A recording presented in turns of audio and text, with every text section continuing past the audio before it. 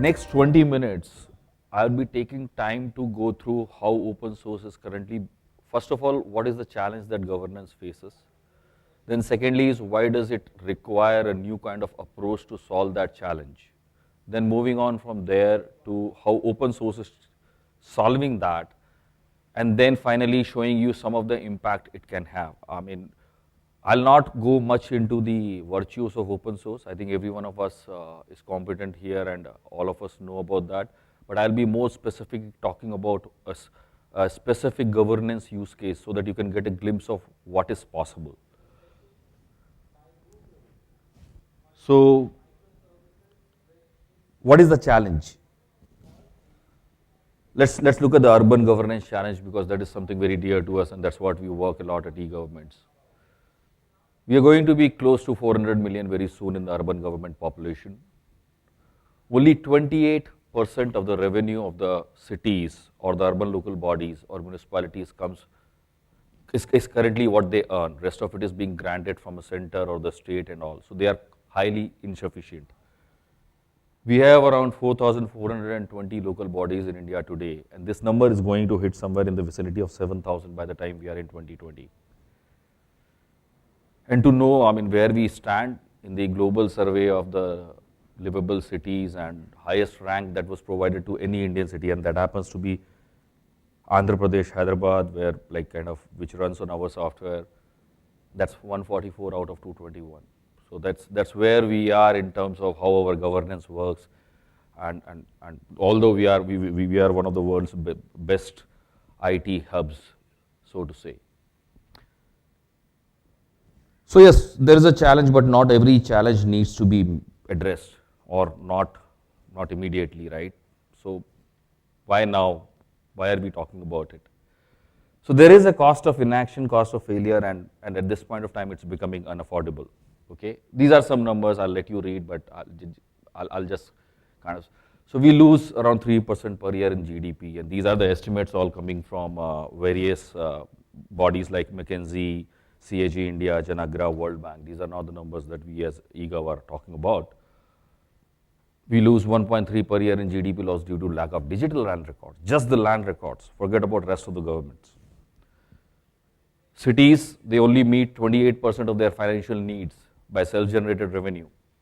Otherwise, it's all grants. And you know where those grants come from. Government has to get that money from somewhere. In India, the best of our cities have a ratio of around 4.5 municipal employees per 10,000 Indian citizens. And this is in best of our cities. If you go a little lower, this goes down to 2, 1.8, 1.7. And a good city like a European city which you would admire would have someone in the vicinity of 10 per 10,000. So we're lacking highly there. Our cost of living, as I said, 142, Hyderabad and Pune, that's the highest rank of living we get world over. And in Bangalore alone, estimate is we lose 60 crore man hours per year due to traffic. So that's where we stand today. So that tells us that if not now, this is only going to get aggravated, especially considering we are going to be more and more urban population, and the estimates are by say 2020 or a little later will be around 70% of the GDP will be coming from the urban population. So this definitely needs a new approach, and what that new approach means is what we're going to kind of cover in next 2-3 slides. So first of all, if you look at it, the new approach needs people to come together and work on it. Collaboration is very important. If you know the state of affairs at this point of time, there are these bureaucrats. They are kind of charged with taking care of the city, and then they have to manage elected representatives, civil societies, entrepreneurs in the industry, municipal employees, citizens. And in a current world which is siloed, which is like kind of all over the place, where the solutions are highly fragmented, all the load falls there and the system crumbles. What we need is what is there on the right side. First of all of these entities, including the citizens, need a single view of the city, whether it's a GIS view, whether it's what are the numbers in the city, how much is the revenue being earned by the city, how much is the expenditure happening, where the revenue is coming from, what are the kind of applications being processed, what are the kind of grievances in the city. And then citizens need to be made party to the whole thing. It cannot be done just by government alone.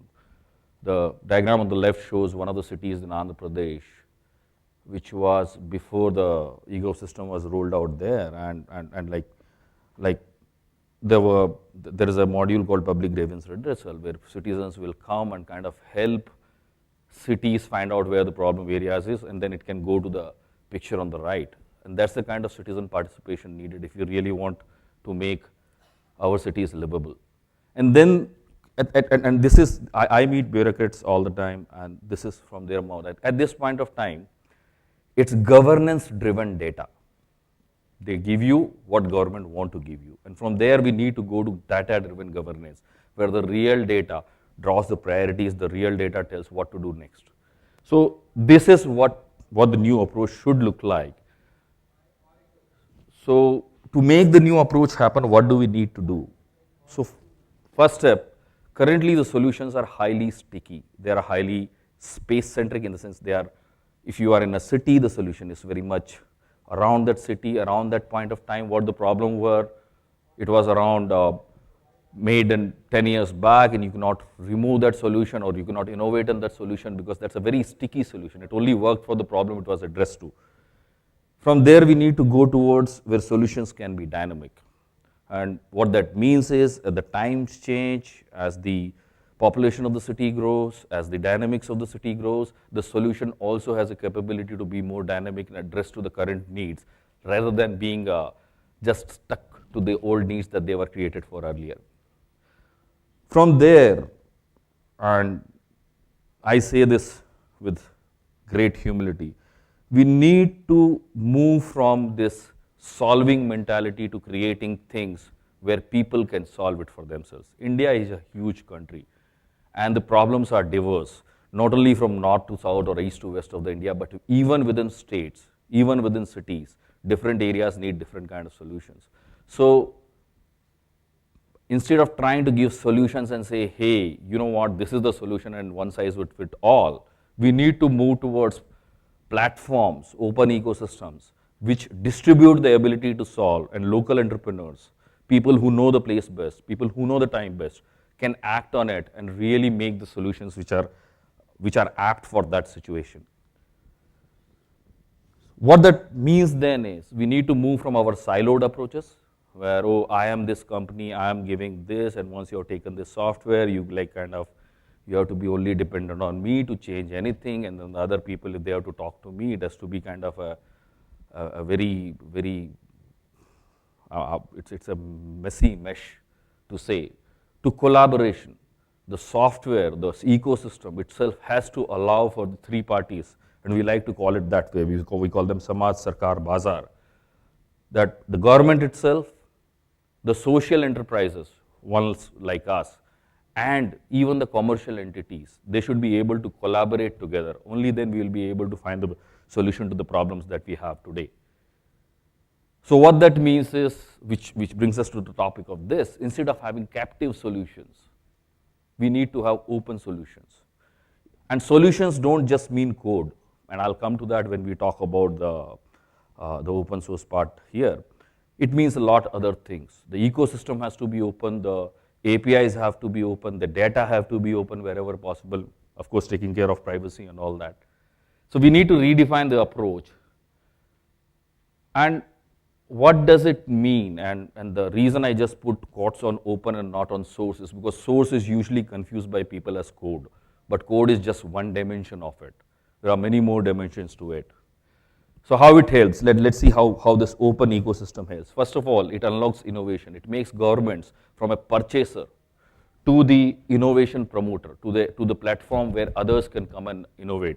And I don't know how many of you know, I mean, thankfully, in India, governments are working towards that. There is already Digital India policy, and then MeitY also has this open source policy. So it's being recognized at the highest levels in governments also that for a country like us to solve its problems, we need to be much more open, and we need to allow the ecosystem to play on it. We need to allow innovation to happen and not think that we sitting in a room can do all the innovation possible.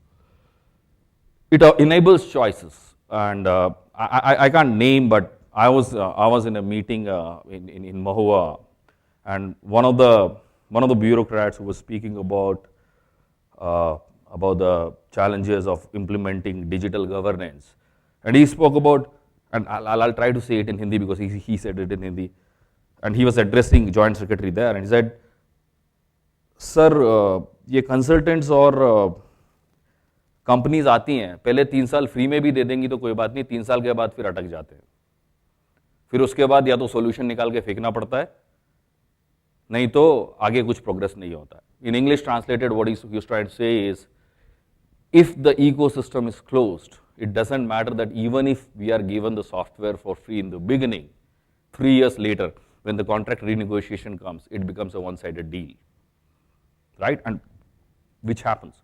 And not because, it's not because of anything negative about a particular person or a company or whatever, it's the nature of the beast if it is not open. It also helps the collaboration. NGOs and societal organizations and colleges and local IT bodies and local commercial companies can come together and they can create the solution which is needed. And it allows citizens to participate. I mean, there are governments across cities and across states who have been holding hackathons for citizens, app making competitions for citizens. And when they feel they are the part of the solution, they help more. And that's where more values come out. There are fears around open source, and like there are enough articles and there is enough material on the internet to kind of dispel most of them. But in the context of governance, I like to bring in few. For example, first of all, just the source code doesn't matter. These are open standards, open protocols, open algorithms, open APIs, open platforms, right? So it's about the ecosystem being available for others to also work on. It's about ecosystem available for a better competition to set in and give better solutions rather than being kind of stuck with the solution kind of stuff. There are numerous examples, okay, in each of these areas, and especially as like in our corporate avatars and all. I mean, I don't think any company today is working without open source software. I mean, how many people write web servers of their own, or they use proprietary web servers now? How many people use app servers? I mean, like 10 years back, people needed to know Tomcat. Now it's in their genes, most of the software engineers, right? So the other myth that comes about open source is, oh, it might not be secure because it's not being written in a controlled manner. In fact, it is much more secure, because there are more eyeballs on it. Linus Torvald, talking about Linux at a point of time, said, given enough eyeballs, all bugs are shallow. Because then someone intelligent will look at that bug and say, hey, you know what, I know to solve it. But if it is closed, you have only so many eyes looking at it. The other one is like, and this happens, and we kind of dispel these fears a lot of, hey, where will we get for support from? But most great open source technology, and look, they have to be great open source technologies. You cannot have a Node program written and said, I open source it, I need a community around it. So of course, you need a great open source software to have community around. But most great software, open source software, they have great support communities. And that creates an ecosystem of even business players to have commercial interest and support it. So from there, I mean, how does it look now? Okay, these are all theoretical constructs. Yes, there is a challenge. Yes, open source can kind of help. But then how does it look like if it starts helping? So this is eGov's platform. We call it DIGIT, Digital Infrastructure for Government's Impact and Transformation. This is the high-level block diagram of how it looks like. And I'll take next few seconds to kind of explain what each layer does. So this is the infrastructure, which is the APIs, the technology, the business, the analytics, the data model. This is the base layer, which is open. There are open APIs, the source code is in open. What it helps is, it helps creation of more urban apps, it helps creation of sandboxes where you can come and experiment with data. It helps experiment with different configurations for the government. What if analysis? What if property tax charges were not X but Y? What happens? It helps developers and civil society to come together and provide solutions that they wish they could have provided. And that layer, then through the amplification networks like system integrators, governments, NGOs, citizens can really have the impact that we need on the large scale. A closed system, this would not be possible. So on the right, it says, I mean, what are the few governing principles for that kind of a solution? It has to be open source. Again, source meaning whether it's protocols, algorithms, code. It has to be open API, which means, of course, open API doesn't mean there is no authentication while you access that API. Open API means that API as a construct is available to all to integrate. And with due government permission, yeah, you can really play with the real data in production. It's internet scale, so it's built on the most modern technology platforms. I mean, unfortunately, governments are running, I mean, we go to states and we know like they're running, every ULB will have these 2 computer boxes. I've seen people doing tilak on them once in a year and using that. That's not going to work. I mean, you cannot even have an aggregate data at the state level to make any decisions, sort of. And then it has to be mobile first. Fortunately, unfortunately, India has leapfrogged the computer revolution. It's already gone into mobile. So if you have to really affect the citizens, mobile has to come first. So give you a more in-depth idea of, so this is the architecture diagram, the high-level architecture diagram of e-government's digital platform that we are talking about. And what it does is, like any good open source and any good newly architected software, it has multiple layers which go from completely context-unaware layers to business context and governance context-aware layers. So if you look at the bottom layer, and I don't know how many of you can read that, so I try to help read you. These are infra services, services like notifications, auditing, file management, services like workflows, telemetry, caching. All of these services are built as microservices, REST API driven. From there is a second layer, which is a little more governance context aware, which says these are employee services. All government departments will have employees. These are demand and collection and financial services. All government department will issue demand notices to its citizens. They will want the receipt to be, the payment to be collected and the receipt issued. From there, it moves to, let's say, we are big time into municipal governments because that's the kind of, that was the initial vision with which eGov was started. And just to give you a kind of a minute's background, eGov was started by Nandan Nilekani and Shrikant Nadumani back in 2003-04 time frame. When Shrikant had come down from Valley back, and what they realized was, even an IT city like Bangalore was running on this green file, yellow file, red file, and things took like kind of ages to move between them. So they said, we have to do something. And that's where it started as a municipal government app, and it went through many avatars. And finally, it around 2008-09 time frame, it all became open source. And from then, and we'll talk about that use case just to show the impact it can have. I mean, we are across many cities in India, and I'll leave the numbers for later. So from that layer, it goes into the real municipal layer, and it can go to any other layer. It can go to the health governance layer, it can go to education governance layer, it can go to agriculture governance layer, wherein there are specific apps in different areas for them. For example, there are citizen apps or citizen APIs, which are about birth and death registration, which are about giving them public grievance redressal capabilities. Then there are revenue APIs, which are like property tax APIs, water charges APIs, trade license APIs.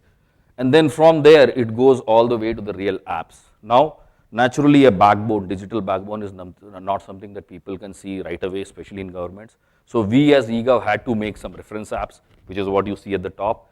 But as I would show somewhere else, because the ecosystem is open, because it's API driven, because it's designed for being an open ecosystem, there are various players who could come and play on it to create value for the government. And in terms, there are pure commercial players and they could charge. We are a societal platform, but we don't expect the whole ecosystem to be that. We expect the ecosystem to be commercial, and we expect the ecosystem to provide value and earn for it. So, and what this also enables now, because all of this is API driven, all of these are open APIs, adopters, smart cities. I was in a conference with in Delhi with the Smart City Joint Secretary, Mr. Kunal Kumar, and at central level, I was so happy to see they are talking about Indian Urban Data Exchange. They're saying, look, we as Indian population are creating so much data. Why are we not benefiting from it? We should do something about it, right? So those adapters can come in because it's all REST API driven, it's all open, people know how an API works and all that. And on the other side, it can create the command and control dashboards. It can create those views which, whether it's bureaucrats, whether it's politicians, whether it's employees or it's citizens, with due permission, everyone can get that. And in one of the states, which is our kind of flagship state, Andhra, I don't know how many of you are from Andhra, but you'll know the app called Pura Seva, and we'll come to one example there. I mean, government has just made all the dashboards open. So you can, anytime citizen can go to a URL and find out, okay, how much is the property tax collected by my city at this point of time? And how much is it vis-a-vis last year? Which is huge enabler. Now you can question, right?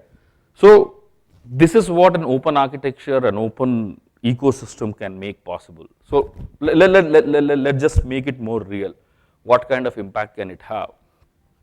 So this is what we've been able to achieve.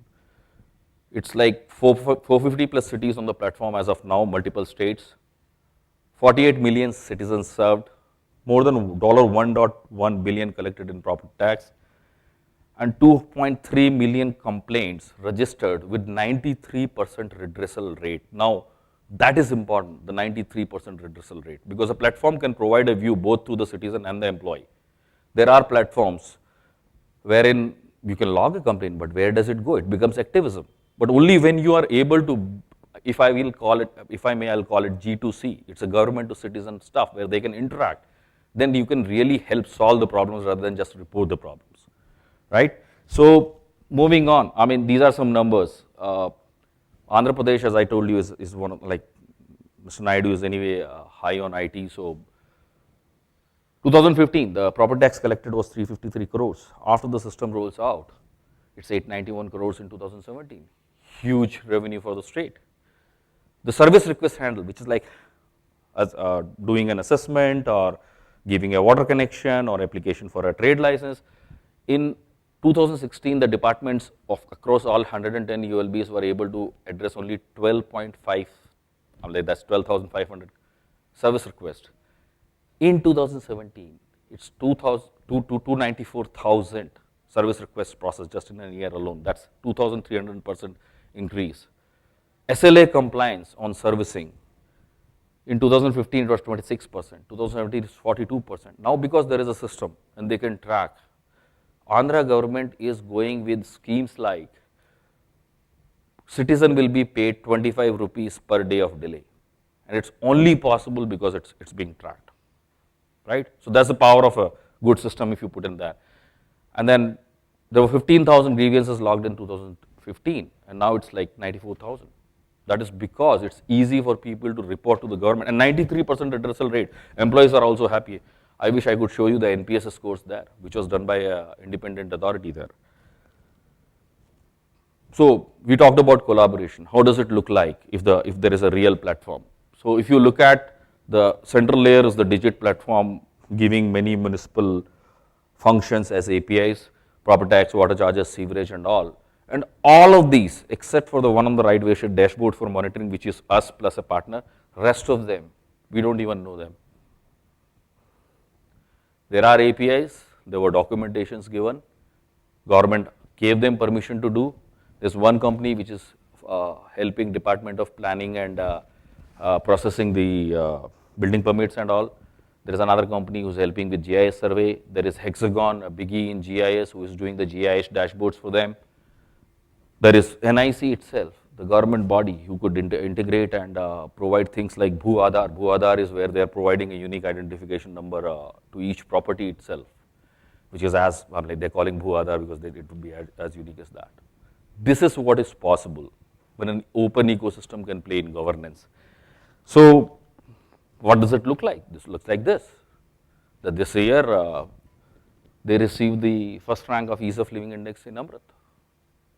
And every state in India could be like this. I mean, in the same consultation, the other state where we are rolling out, they were highly excited. They said, we are looking at an 18 months timeline to beat Andhra. Now that's a kind of a bold statement to be made by a bureaucrat. There is a competition setting in. People say, we have the tools now. We can do it. And I think that's what an open ecosystem can really make possible. So with that, thank you. I'll take the questions, if any. Yeah, good afternoon. This is Anikesh. You said this is the programs prevalent in Andhra Pradesh, right? So One of the states is Andhra Pradesh. Yeah. yeah. So what are the roadmap for different states, like Karnataka example? So see, we are a societal platform. Our software plus APIs are free and open source.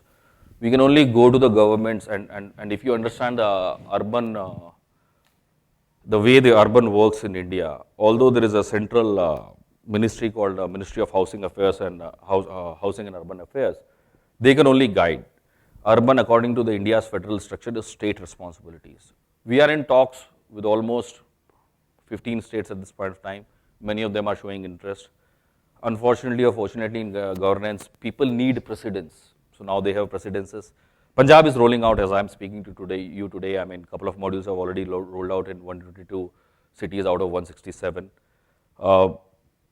Ministry of Urban Affairs had already called for consultation with the 11 states. What is it, 11? Yeah, 11 states around a month back, wherein they paid a heavy kind of attention to the northeast states because they are the most kind of backward in terms of governance. Arunachal and some other already expressed their interest. But things move as they move in governance. So as a societal platform, we want to create that infrastructure so that at least that part is not a problem. And what we are realizing is there are enough good politicians, bureaucrats who really want to do it, but they never had tools to do it. So does that answer your question? Hi, this is Aman. So one of the things when we talk about smart cities, why we generally end up going to building these software tools that can help build us some kind of smart cities, right?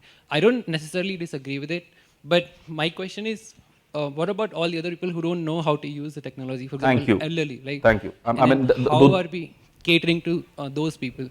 I'll give you the example of Digital India, right? That we did demonetization, we did Digital India, but most of it was not successful because people didn't know how to use technology, right? So how are we catering to those people?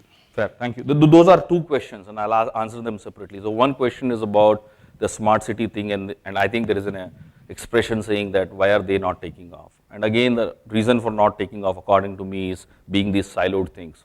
There is one guy who's providing the sensors. He has his own command and control center software, and there is another guy who's providing service. And for these two software to talk to each other is becoming a problem, right? So it doesn't succeed.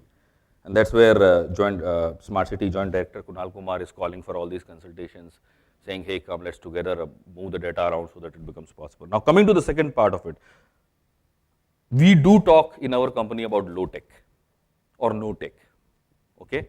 And there are very interesting ways this has to be solved. Not everything will be solved by technology. Let me give you an example. In Andhra, in certain cities, and we have digital illiterates, you know that, right? There are these ward champions. Unfortunately, there's no audio here. I could have shown you a video of a little girl. And she has a very evocative video. She's a ward champion. Everyone who wants to log a complaint goes to her. She has a smartphone and she dedicates an hour in a day.